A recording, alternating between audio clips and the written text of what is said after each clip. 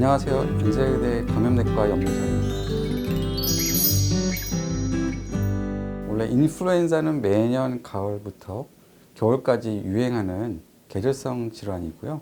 다 아시는 바와 같이 이 코로나19는 현재도 유행이 지속되고 있고, 두 가지 바이러스는 서로 다른 바이러스이기 때문에 두 가지 질환이 모두 유행할 가능성이 상당히 높습니다.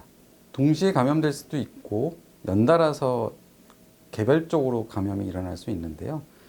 증상으로는 두 가지 질환이 매우 유사하기 때문에 대표적인 호흡기 감염 질환이죠. 그래서 증상으로는 감별이 어렵습니다.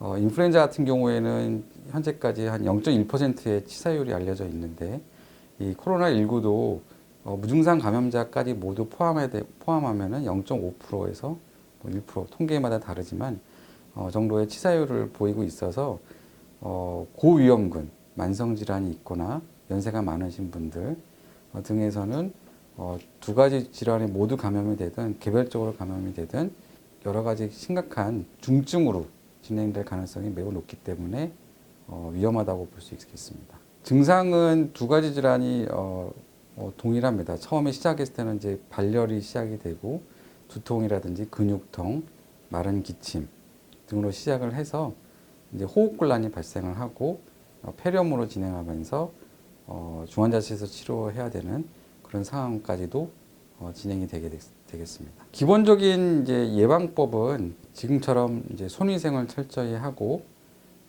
마스크를 철저히 착용을 하고요. 사람들이 많이 있는 곳에 가지 않는 그런 개인 위생 수칙을 철저하게 준수를 해야 됩니다. 두 번째는 인플루엔자 같은 경우에는 예방 백신이 있어서 특히 올 가을에는 인플루엔자 예방접종이 대단히 중요합니다. 특히 인플루엔자 예방접종을 했을 경우에는 상당수의 인플루엔자를 예방을 할 수가 있고, 또 백신 접종 후에 인플루엔자에 감염이 되더라도 증상이 발생했을 때 경하게 앓고 진행할 수 있기 때문에 백신의 효용성이 굉장히 높다고 볼 수 있고요.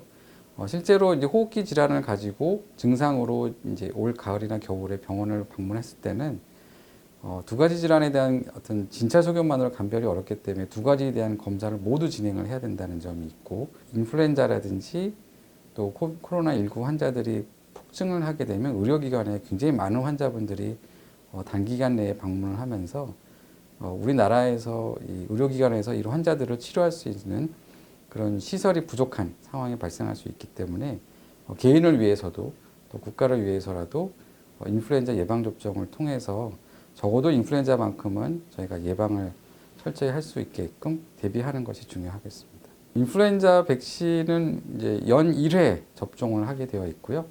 그 이유는 인플루엔자 바이러스가 매년 변이가 발생을 해서 그 이전에 접종하셨던 백신이 유효하지가 않습니다. 그래서 매년 접종을 해야 되고, 인플루엔자 백신에 접종해야 되는 기본적인 대상자는 고위험군들이 우선 접종 대상자가 되겠습니다. 그래서 인플루엔자도 고위험군이라 하면 이제 노인이라든지 소아, 만성 질환이 있는 기저질환이 있는 분들, 면역자자 이런 분들이 고위험군에 포함이 되기 때문에 그런 분들일수록 특히 더 백신 접종을 받으셔야 됩니다. 백신과 관련된 주의사항이라 그러면 일반적으로는 안전한 백신이기 때문에 크게 문제가 없지만 백신 접종하는 당일날 뭐 열이 있다든지 몸의 컨디션이 좋지 않은 경우에는 접종 시점을 조금 늦출 수 있겠습니다.